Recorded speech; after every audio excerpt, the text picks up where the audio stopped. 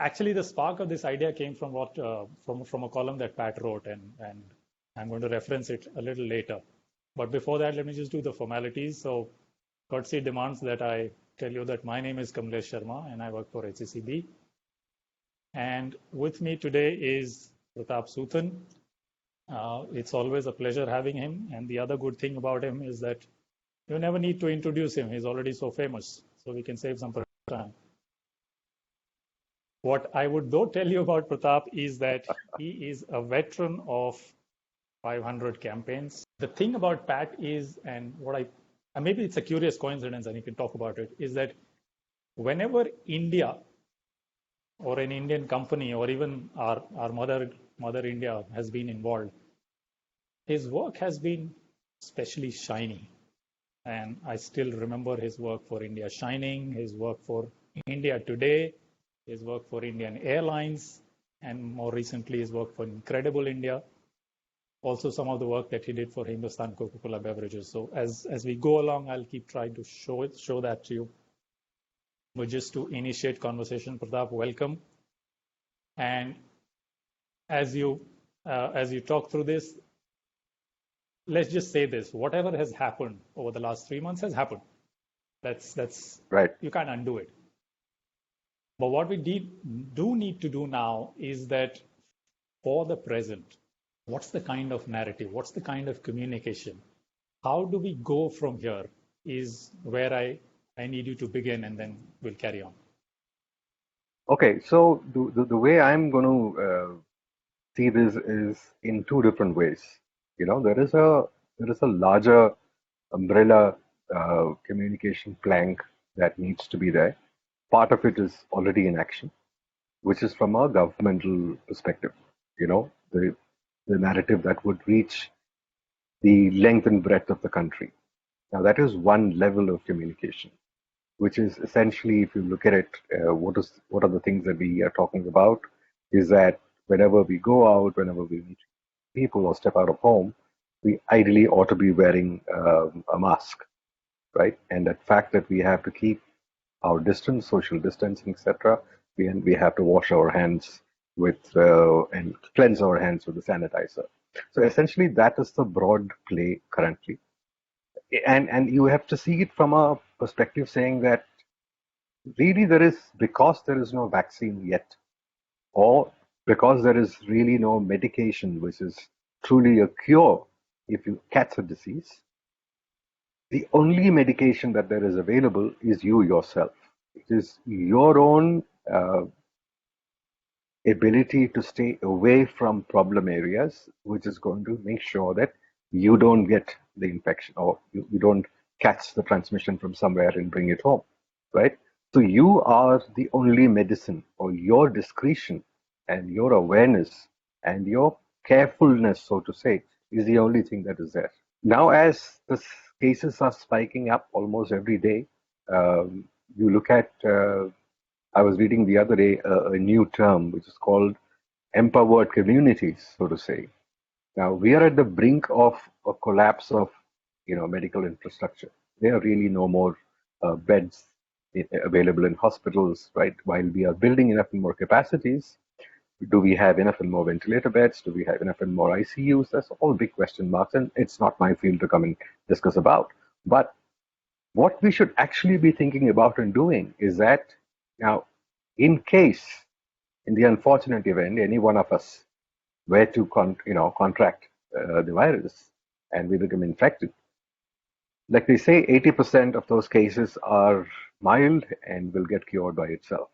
There is this 20% which gets into problem areas, and which again needs medical attention. And then out of which 5% of that is where you need ICUs and ventilator beds to come in. And terribly so, that last 5% is where the fatalities occur, right? No, despite all that we give. Now, when you are at a creaking point, not even a tipping point, a creaking point of your infrastructure, what does the community do? Now, most of us stay in residential societies all across the country, right? Now, what is the plan A? Plan A is that if you fall ill, and if you can control it at home, yes, you can control it. But if things get out of hand, and then there are no hospital beds, what is plan B? Where do you go? There is no clarity about it, which is where this concept of empowered communities come in, which is, and again, even in my society, they are now talking about it, is that perhaps there are one or two apartments which can be marked out saying that this is going to be isolation area for them. Maybe there are doctors who stay within that, who can provide. So these self-help mechanisms have to come into play, because otherwise what will happen is we will be, you know, up the creek, so to say. We do not have, a plan in action. I mean, and even if there is no plan B, is there a plan C? Now, this thinking is something which communication from the government should go out. There is so much of social stigma today, right? I mean, people don't, I mean, they create trouble around their houses, they're not taken out, people come back and they are kind of ostracized, all sorts of things. I mean, again, it's just you and me. It's just that we are unfortunate to have caught this disease, right? Doesn't mean that we are, of course we are infectious, but once the infection is over, we should be absolutely clear. Now, this thinking should go out. And this thinking should go out from a governmental level, from a public level. That is not happening. So this is what I said. Under the broad umbrella of transmitting So communication. can you Yeah, hear go me, ahead. Pat? I- Yes, I can. Yeah. So I just wanted to turn this. It's a concept that resonates because we've seen it happening, and you've seen it happening. We've seen it happening for HIV. There's Right. no cure for HIV, but a lot of this messaging sort of helped people segue into a place of comfort, a place of, okay, let me not do this because if I do this, it'll happen. Right. So the thought is great. So let me just act as your client for a little bit. Think of me as Government of India. I come to you with this mandate saying, okay, Okay. some of this is some of this is out of control. Now here, Pat, what are the two things and how do you stitch this narrative? I hear you saying mask and I hear you saying empowered communities. Is there a stitch between the two? If you were an MBA student, how would you stitch these two, or would you keep these separate? See, there is And what there would be is sort of there. your tagline to say here? Yeah. If I mean, I understand that the government would be stressed at this point of time. There are lots of things that they're doing. Correct. I mean, unknown to us, there are lots of things that they are doing, and they are also stretched beyond a certain point. There is always your big public sector companies, right? I mean, your ONGCs, your Indian Oils, all these big Navratra companies, right, who have phenomenal resources at play, right? Why can't they fund this? Let's take this on as our initiative and let's start doing, let's say, let's talk about masks and, availability and all those kind of things as a quasi government stream. They can take that on. You can take on the larger Indian corporates, HLL, Reliance. There's a lot of companies out there which can take on some other things. There has to be some sort of think tank which is, overlooking the communication scenario, because right now there is fractured communication going out. There is no concerted. We are up against a giant, right? And the only way out to prevent it or stop it or even control it at this point in time is by ensuring that all of us are informed enough. Don't forget, we are all informed. The couple of us who are sitting here and talking about it, the people who are watching us, the people who are in our own houses, etc. We are all the informed community. But look at the country. Where do you think this problem came from? This problem came from the fact that people did not know what they had to do. I mean, all of us were jumping the gun. We were all outside on our streets. I mean, yes, of course, the prime minister came and said, please light candles and, please, bang your plates together. All that was fine for encouragement. But what did we do? People jumped into the streets. They went out. They had rallies, processions, and there the damn thing spread. Now, even, I mean, thankfully, I mean, like, look, we are sitting on another big problem, which is when you had the big migration that happened of the labor going back into their villages. Now, obviously, a lot of them would have carried these things over there. Now, if you look at it, your agro sector is, if I remember right, almost 50% of the Indian economy, right? And Thankfully, the Indian rural, the upcountry, so to say, is not affected as much as now. But with so many people having gone there, who's looking after them? Who's educating them? I mean, poor people don't know about it, right? Are we doing something about them? So there are lots of blank pieces. I mean, it's not like I said, it's not that there was a guide to controlling a pandemic available with you ready-made. There wasn't. And and how dreadfully fast this thing spread. It's all beyond human control at this point. And the only thing we have today is to arm ourselves with communication and information. There's nothing else. And as fast as we can get it out So, there, the better it is for us. and which is what we will endeavor to do. So, for the immediate, how do we solve this communication problem, or what part of it do we solve and how? The one thing that you need to ensure is that people go out as less as possible. Fine, I understand that the lockdown is off. We are free to travel, but as long as possible, as far as possible, stay home. I mean, yes, all of us are doing work from home, etc., etc. We are doing our part by breaking the chain and staying away from where issues are happening. But does that mean there are people out there who are listening to this communication? No, there aren't. I mean, you go to the roads. There are people without masks walking around. They are jumping in front of shops. They're queuing up in front of shops without following any sort of protocol. There is no social distancing. These are all fine words that we put out. But unfortunately, our people, in terms of their intellectual capability of understanding what is out there, they just ignore this. So, is there a do boond zindagi ki solve to this issue at present? Uh, Not really. I'll tell you why. See, though Boone's campaign, the polio campaign, worked because there was a vaccine, right? There was a cure. Your child had to be given these 2 drops, and that was the end of it. So the newborn Zindagi won't happen. I mean, and that also happened because you already had the cure in hand. The vaccine was there. Here we don't have it. Here it's only your own prevention. You have to prevent yourself from going out. I'm not saying that you should not be going out for your daily run or go to the shop, etc. Yes, but make sure you have full protection on, and you have to take care of yourself. You go lax, and you fall prey. So, can we turn that around and say 2 masks to health? Bad line, but does that Absolute, work? Absolutely. I mean, like I said, there are many ways of doing it. And again, it's not even English communication at play today. It has the seriousness of this, the seriousness that you yourself, are responsible for your own health needs to come through as a play. Okay, that responsibility of, you are actually your own medicine. You are the vaccine. There's nothing else today. You are the medicine. You're the vaccine. You can actually put yourself into a bottle of a vial of vaccine, and you can show that's your ad, or you can put yourself inside a tablet and say that's your ad. So that's what it is. Nice. In fact, I read a line very timely this morning. One of the newspapers in Bangalore published a line which says, it was a part of a story, it's not a campaign, just to clarify. So it Okay, says, wear a mask today so that you don't have to wear a ventilator tomorrow. And I was like, correct. yeah, that's very, Yeah, see, Kamlesh, see that again. It's a very nice line, right? Now, the lot of people who appreciate that and who understand that are already aware, are already transformed.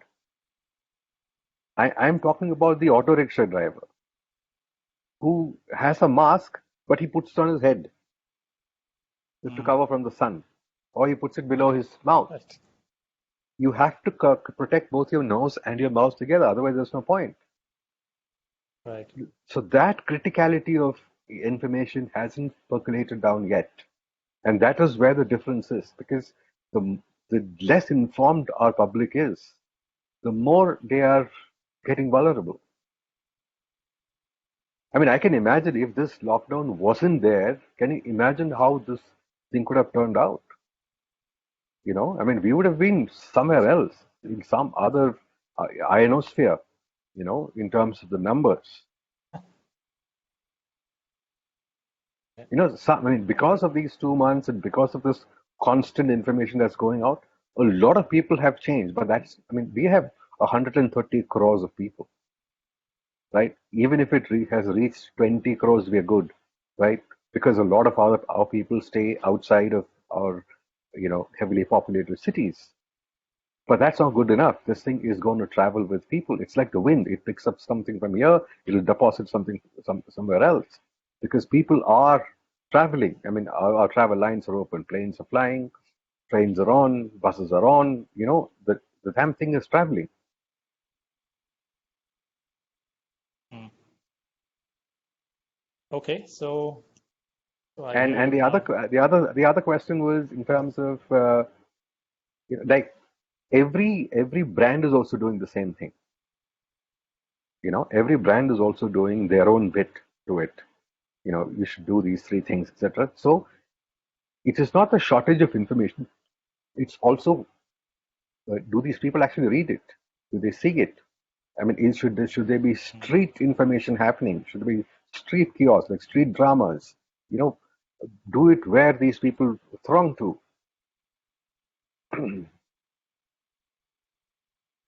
Yeah, got it. So you're saying it's not just about the messaging, it's also the way it's drummed through society across the nooks and corners of the country. Absolutely, absolutely. And again, is there specific communication for our seniors? Anyone after 60 is actually more vulnerable, right? Now, who takes care of them? What is the communication? Because they're not supposed to leave homes. But if something goes wrong, who takes care of them? Is the society around their houses equipped to handle them, equipped to handle and cater to their needs? Right? I mean, it's such a complicated issue in its own way, and we've also have so many crores of people out there, which sort of multiplies the problem in front of us. And again, I'm not see I'm not the problem is thankfully within our metros, our urban areas right now. Okay, it has not gone into the kind of uh, situation where it is all over the country. I mean, the potential is there, but thankfully it is limited within our centers, right? So we are still very much in control of this, and we can actually make communication. And like I said, that's the only way you can reach the other people, and you can protect them, and you can, ensure that they live longer. Yep. Okay, so we have limited time and I have a lot of things to cover with you. So Okay, I'll sure. quickly change track. Okay. Let's assume in the next 3 to 6 months, this gets solved, either through distancing or through wearing masks, something magical happens, we get in control of it. But the damage is done. I mean, one, we are all psychologically shaken, and two, the economy is bruised. Absolutely, yeah. You have, yeah, you have these twin problems, and as we emerge out of this, we will not be the same individual because we are shaken. We will also not trust a lot of things that we are trusting. We will not also not behave the way we have behaved so far. And Philip Kotler wrote famously a few weeks ago on the kind of consumer psyche changes that will happen. So let's think 6 months down the line. One, how do we build confidence in India for Indians that this is still the place to be? We will rise and shine. Things will be all right. And here are the things that you need to do in the interim. Number one. Number two, in the next 6 to 12 months, what do you tell the global community? Because remember, they are equally shaken about what has happened in India and many other places. Yeah, okay. So let me address it from a very different perspective. In the sense, I think most of the people who have uh, lost jobs in this particular scene um, are also not bitter. I mean, they're not bitter in the sense it's not that the company wanted to make profits and they threw you out. It is just that there's been a chain of events that have happened across the world. And this has not been the employer's problem or the state's problem or the country's problem. It is something which has come and landed up right in the middle of all of us. And the only way to have responded this is by all of us staying home and shutting the country down. In that, we have it's like war when, like they say, when elephants battle with each other, the grass suffers. So here's a country fighting against corona, which is another monster, and the grass, which is the ordinary people, suffers. Right. So that is what has really happened. So I guess people also sensible enough to understand that this has happened, and yes, I've been a casualty. Right. But it is not a permanent problem. So, like you said, the word that you used was the economy is bruised. Of course, we are bruised, but the bruise will heal.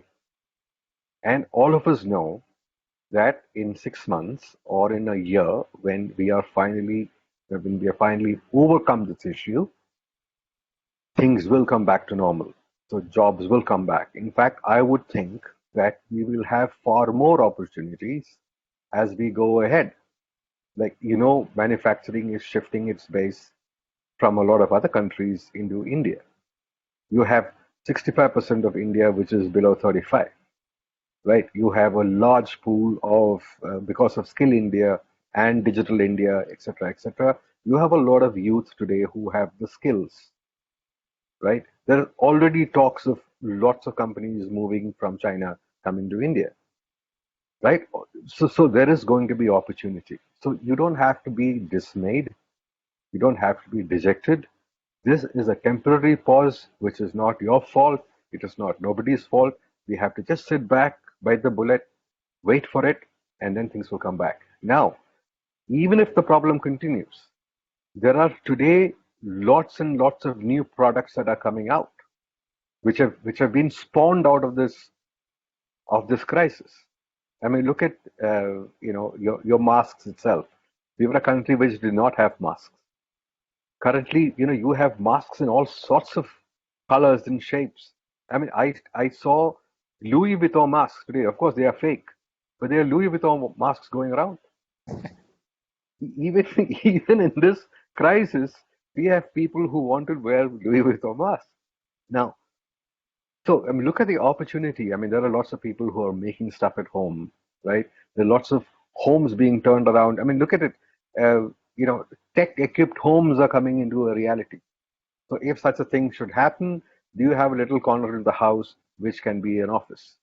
Right? There will be companies starting to make those little cubicles for you, which you can install in your house, which are fully automatic. Telecom is picking up. All of us want more broadband, right? All of us want more bandwidth, so to say. Right, there are telephone companies coming into play. There are telecom companies are booming today. I mean, OTT is picked up as that. There's lots more content coming up. The new kinds of content coming up. There's make-at-home videos that are coming up. There are recipe shows going on. There are so many new forms of employment that has sprung out of this lockdown. I mean, while we call it the Great Lockdown, it has also been a great opportunity area, and it's time for people to invent and reinvent themselves. If I've been following LinkedIn, there are lots of courses that are on today, where you can actually reskill yourself, pick up this language, that language, learn how to make this presentation, learn how to edit, learn how to do a video yourself. There are so many guys out there doing it. So to me, we are going to come out of this as a better lot with far more employment opportunities. Now, that is to me the internal communication that needs to go out to this country. Yes, we've had a problem. It is not a problem that we've created ourselves. It's a problem that has come on its own. All of us understand. People are sane enough to understand this. Of course, I'm not saying that people will be sad. There will be sadness because when you lose your job, but hang on. It's not a permanent thing. A much better tomorrow awaits us because that's the fact. There are far more new industries coming today, far more product lines that are being manufactured. There are manufacturing centers being opened up from the far more companies from abroad who are coming in to start. So there is going to be a lot of opportunity for us and a lot of jobs coming through. So like they say, it is the darkest before dawn. This is that space. This is that time. So just sleep it out, wait it out, and we will be fine. And and that's the truth. And I'm not saying something which I'm making up. That is how it would be. And even if there is no cure, even if there is no medication, if we are talking about the Delhi numbers, I mean, I was reading today, um, every third person is testing positive, right? Soon enough, it's going to be every second person is going to test positive. And then you're talking about herd immunity coming into play. You get what I mean? So after some time, naturally, the whole thing will peak and come down. Unless, of course, there is going to be a second wave of infection that is going to even happen to people who've already been infected. That we don't know, right? So, I mean, like I said, these are all issues that medical professionals and the healthcare and public health should address, not us. We are just in communication. And this is from my own gut, from what I feel. Uh, at some point, we will come through this. Whether we have the medicines, whether we have the vaccines or not, we will come through this because there is herd immunity at play as well. And there is only 80% or 20% which is going to get affected critically because of this illness. And out of that, even that, 2.7% is the mortality rate. So from that perspective, I think we should be out of this soon enough. So hang in there, put in your seatbelt. It's going to be a little tough. The ride is going to be a little tough, but we will land, and we will land safely, and all of us will clap. Right? So that is the internal messaging that needs to happen. In terms of the foreign messages, I mean, India is a land. One, I think, instead of the the red tape that is synonymous with Indian bureaucracy, I think it's going to be red carpet that's going to be the next play. I think it's a time for us to say namaste, and well, I mean, namaste anyway is a big thing. Take namaste ahead, welcome people in. In fact, come to think of it, I have a campaign that is ready. I have a campaign that I had once done for the Department of Electronics, which was the precursor to the Make in India campaign. That campaign never ran, but it's exactly that. We are ready, our What people are is the ready. campaign? That I can't tell you now. I can always share with you. Just give us a hint. I'm silly. Look, I've been trying to pin you down for a while. You're just not being pinned. Yeah, so no, it's simple. The whole entire thing is the word namaste, nothing else. And today, namaste is a big thing, and people know. And we just have to welcome people. I mean, look, the governments are ready. The places are ready. People are ready. People are willing to get into jobs today, right? There are more jobs coming in. We should just take this opportunity. So, internally and externally, I think we are in for a very good ride soon. No, but Yeah, my point, Pratap, is that yeah, yeah, I was saying that, look, if I am somebody who's living, say, in Hong Kong has done well even in this calamity. If I'm somebody living in Taiwan, Taiwan has done reasonably well. absolutely, I yeah, don't think I want to visit India at this point in time with all this scare in my mind, whether I'm an investor or a tourist or a business traveler. I just don't yeah, want to be here. yeah. Look, What are you going to tell that person? see, there is nothing you and I can do about it till the time we get our numbers fixed, right? I mean, that's something. So unless we have to cease to be a COVID hotspot, right? So the moment that that physical fear is gone, I think people will come in. See, everything else is ready, diplomatically, politically, economically, financially, infrastructurally, so to say. India is the next bet for anybody who wants to start something up other than China or Brazil or Vietnam or Taiwan, or Indonesia for that matter. We have people, we have the skill, we have manpower, and we have youngsters. We have lots of youngsters, right? But if you have the virus in play, nobody is going to come. Now that's something communication cannot fix. There has to be a point when we say, look, like I don't know whether you saw, there was a video that was going around when New Zealand's last patient recovered from COVID. They shut the COVID ward, and all the doctors and the nurses They did a dance and a jig. They came out, they closed the door and said, "Thank you very much, we are out of it."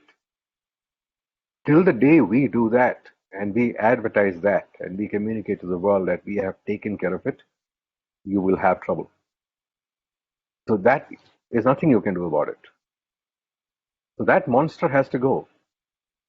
I mean, if you have man-eating tigers roaming around our streets, so till you shoot and kill the last fellow, people won't come, no?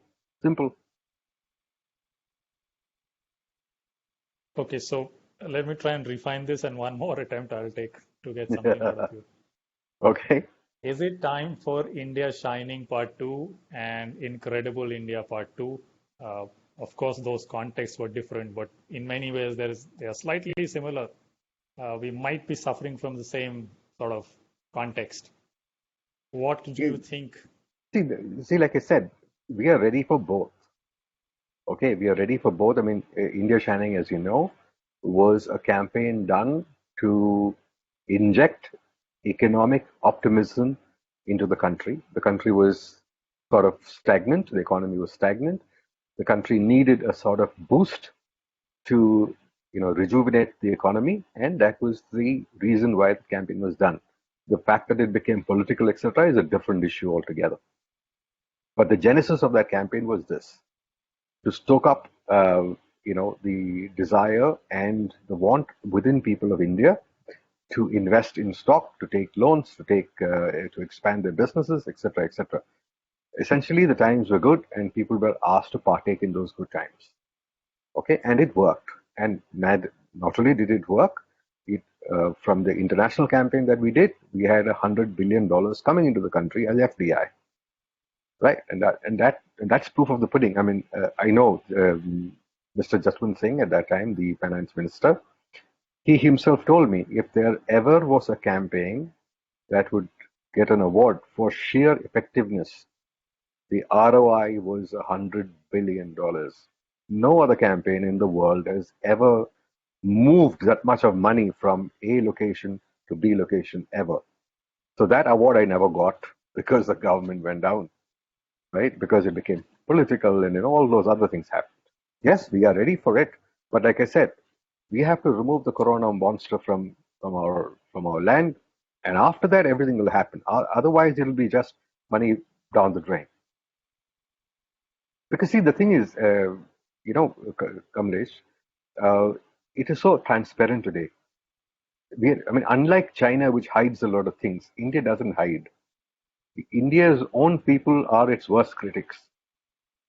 I mean, haven't you seen? I mean, you just have to look at social media and you will see everyone trashing the government.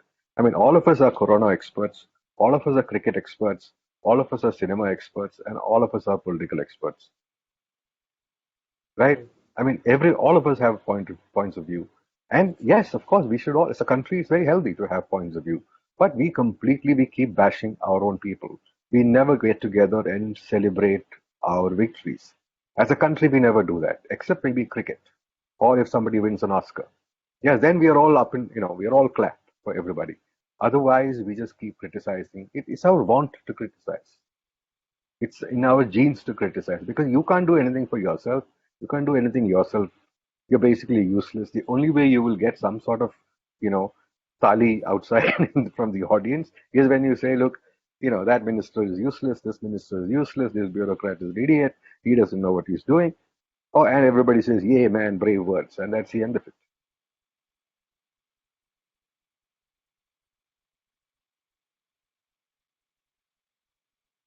There.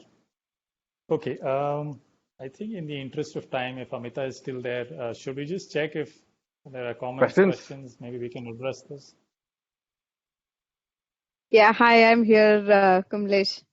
Yes, we have actually got lots of questions and Oh, um okay. oh yeah, we have lots of questions. So first question I'm going to take up, and then there are like series of one which comes together as one common theme. Uh, so I'm going to take up one which is a slightly out of the theme. There is Okay. no doubt that batch of 2021 is greatly affected. Our internships where virtual classes might be too, and we might face the worst placement season of the decade. How do we prepare ourselves and be industry ready? Okay, on the other hand, I will just flip the whole thing around. I say there will be hopefully, and I'm praying that there will be no other graduating class like yours ever. So you guys are unique. You know, you have experienced something which none of us ever had to experience. This is the worst point of your life, right? Now, come out of that, and you have that physical learning. In another 50 years, you can always go back and say, I survived it and I came out of it. To me, that's the medal you got to be wearing. I'm a graduate of 2020. Means that you have gone through toughness, you've gone through the worst of times, and yet you've made it. Look, nobody is going to hold it against you. Everyone knows that this problem has happened. It is not your fault. It is not your parents' fault. It is not your country's fault. It is not the world's fault. Right? It is just that this has happened. Be happy about it. You're young, you're 21, 22. Don't worry about it. The country is going to grow, the country is going to flourish. You have 100 billion, chances of coming through even more successfully. So enjoy these holidays, enjoy the time you get. Don't worry about it. Don't ever get this What to I would bring you down. also add, Pat, is Yeah, that you know it, it's conventional thinking to say that I didn't do it the way it was supposed to be done. Who knows? This is the new norm, and maybe all other batches will have to do this. Number one. Number absolutely. two, Yeah, uh, again, in a conventional sense, maybe one sector is not hiring or five sectors are not hiring. There are 20 other sectors which are hiring. I can give you numbers. I don't want to take any company's name, but there are right. companies hiring for 100,000 people. Do you imagine Yes, 100,000 hirings? So those opportunities are still there. So don't think too much about it. Just go with it. I absolutely. think I Yeah, agree with Pat. yeah, Just go with the flow. yeah. Yeah. Thank you. So I'm going to take up the next question. Also, it's a popular choice here, lots of likes. Due to pandemic, I have seen a modification in the communication of various brands. There is more emphasis on safety and germ-free with regards to product feature. Is this the new normal, or is this communication to the audience is for the limited period? Okay, it's a very, very simple answer. This is the monsoon, right? So when you step out of home, will you carry an umbrella or will you not? You will obviously carry an umbrella, correct? Monsoon is going to get over in the next 3 months or 4 months, and after that, you don't have to carry the umbrella. That is it. So yes, the communication will be like this for the time we are all aware of what needs to be done. Once we know that yes, people are completely aware of you know their own responsibilities to themselves, then life takes the next step. Till then, it is the duty of the brand, the company, and even the consumer to ensure that he gets the right communication. So it should not be never held by the consumer saying that you never told us. You never Yeah. told us that you should not be sanitized. Of course, it should be sanitized. You should be an idiot if you don't sanitize things that come from outside, right? So the brand has to tell you that. So, like I said, Right. monsoon will come, monsoon is here, monsoon will go. Till the time it goes, when you step out, take your umbrella. That's it. Yes. Yes. And I think there's another interesting question in a very similar line. Brands are encashing this opportunity by selling immunity and healthcare policies. But can this message be communicated without marketing the fear and the negativity? That's an interesting one. Yeah, see, I personally think the fear element has been played up enough and more. Corona is a bigger monster in our imagination than it is out there, actually. Like I said, 80% of cases are home treatable, or you won't even know. Some people say they won't even know it. You Even the 20% people who get really infected, seriously ill, out of that, only 2.7% people who actually succumb to it, which is actually, if you look at it, far lesser than the number of people who have other diseases as well. So it's been made out to do a monster. Yes, I'm not saying it's not a monster. Yes, it is a monster, but that monster is more in our imagination than it's in our real life. Don't be under any, don't be scared and sit at home. It's far, I mean, look, tomorrow there could be an earthquake and the whole damn thing can come collapsing on our heads.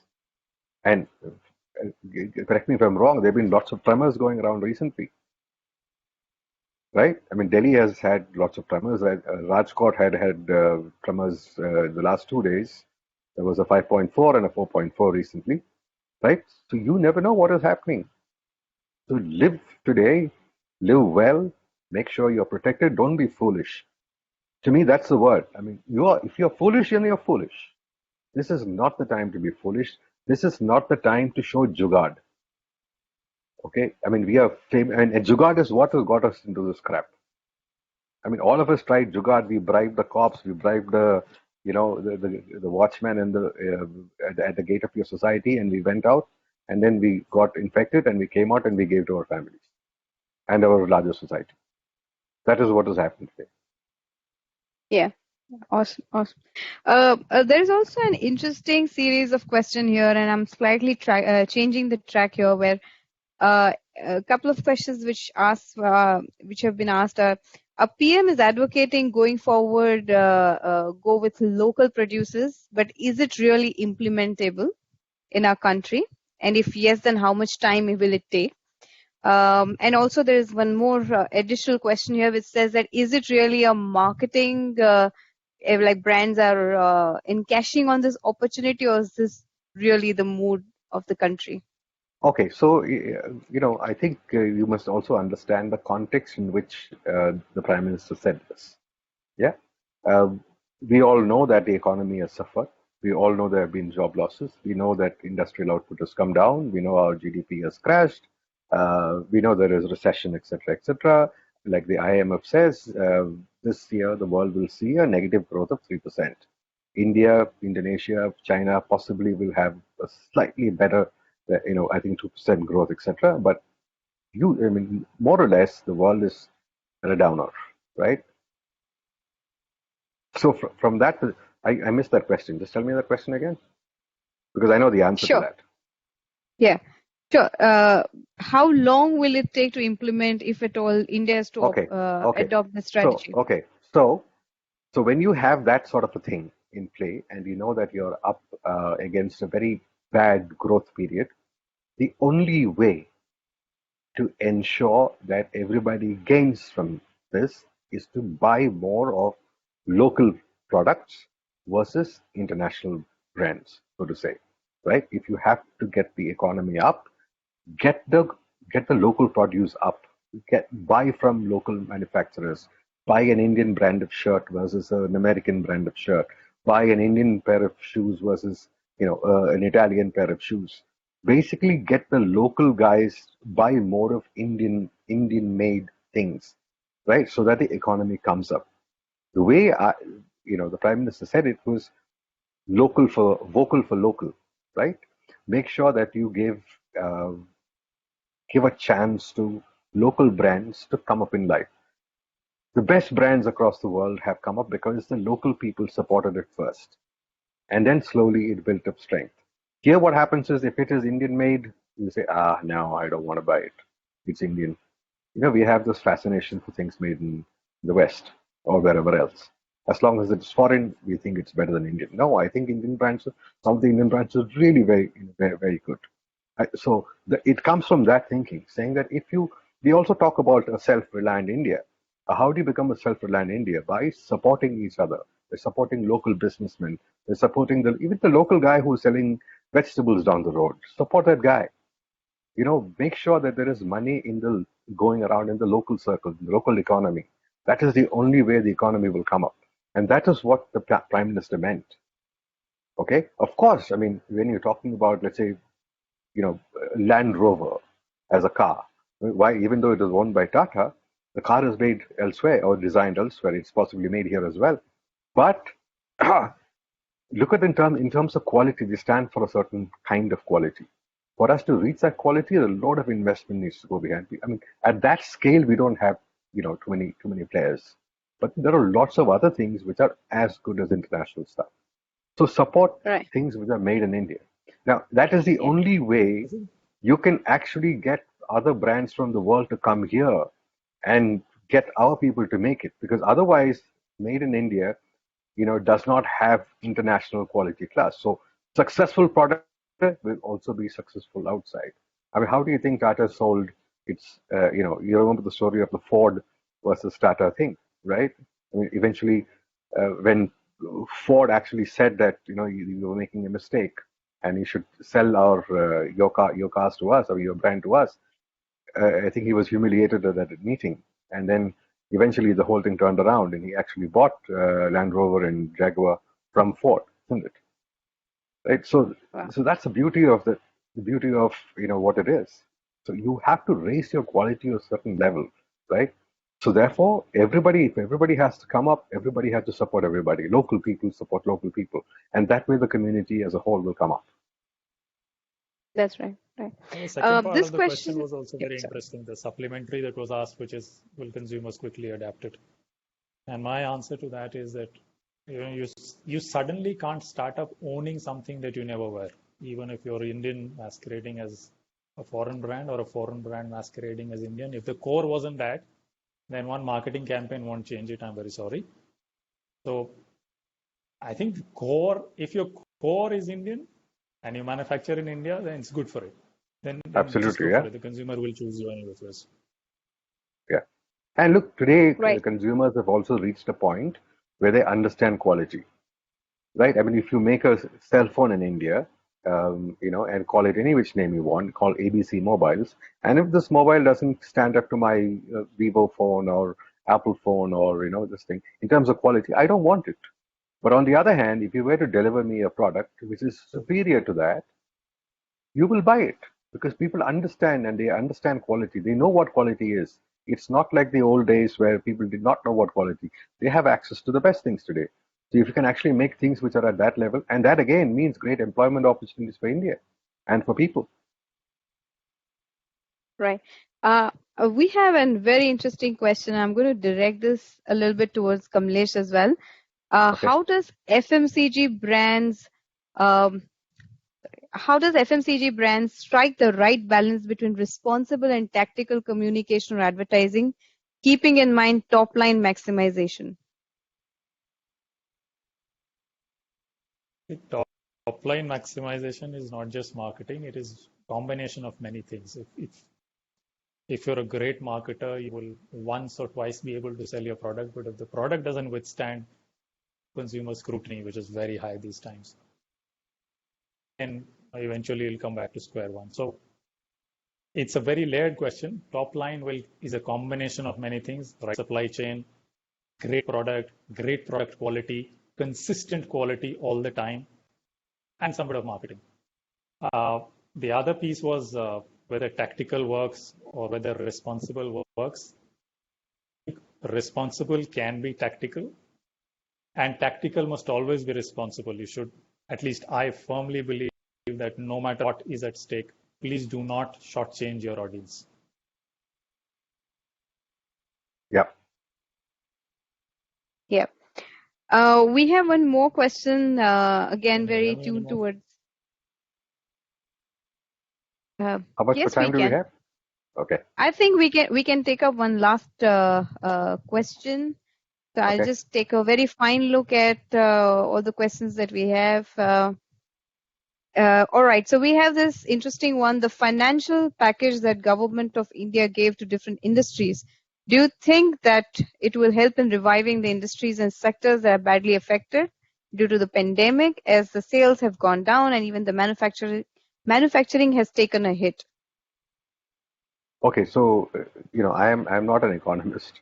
I am not a financial guy. I mean, there is a lot of discussion that is already there, right? I think it is best left to experts to talk about that than me open my mouth and fall into my own trap. So it's not my strength area. It's not my area where I want to talk about.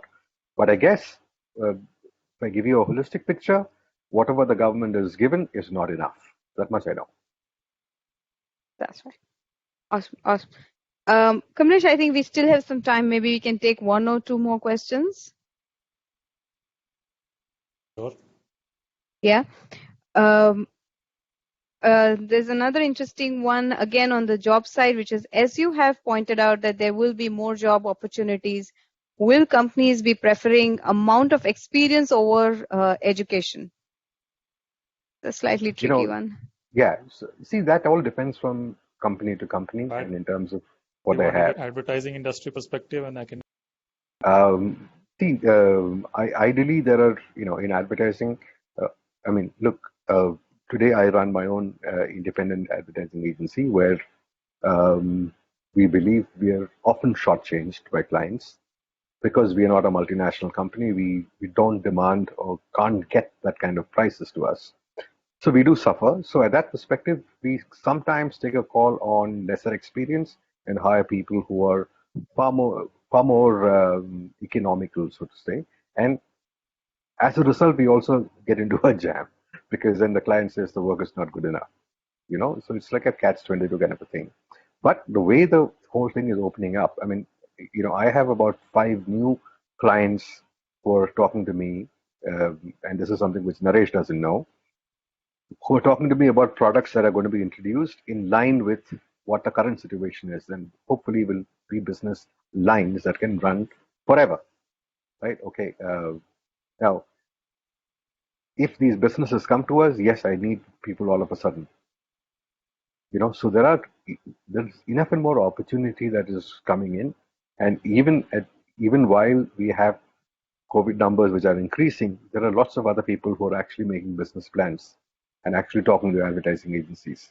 So there, I mean, and I would think in about 6 months we should be back on track as to where we were, and perhaps even above where we are today. Right.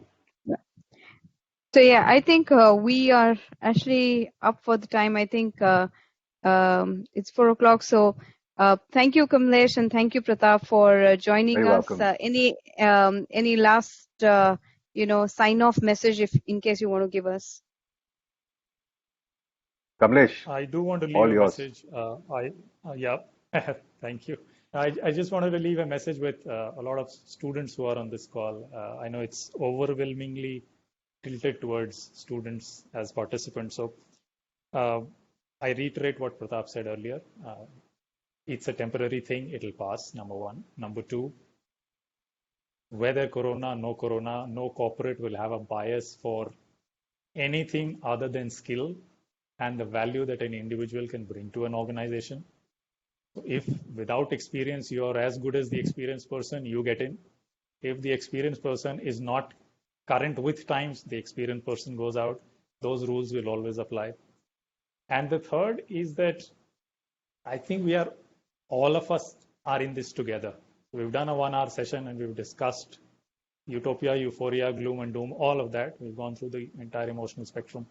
But then as we get out of this conference, as we get out and maybe meet a few more people or talk to a few more people, it is our responsibility to keep saying, keep reiterating that the only cure to this pandemic as of now is just doing the basics, nothing else. So keep reiterating, Absolutely. spread this.